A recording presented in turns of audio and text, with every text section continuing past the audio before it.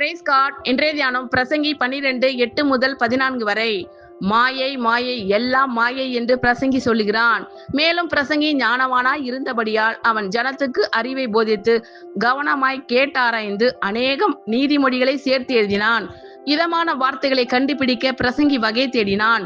எழுதின வாக்கியங்கள் செவ்வையும் சத்தியமும் ஆனவைகள்.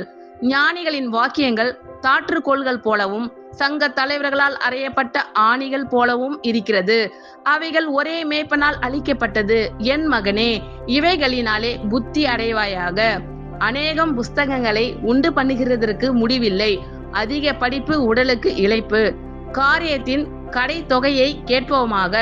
தேவனுக்கு பயந்து அவர் கற்பனைகளை கைக்கொள். எல்லார் மனுஷர் மேலும் விழுந்த கடமை இதுவே.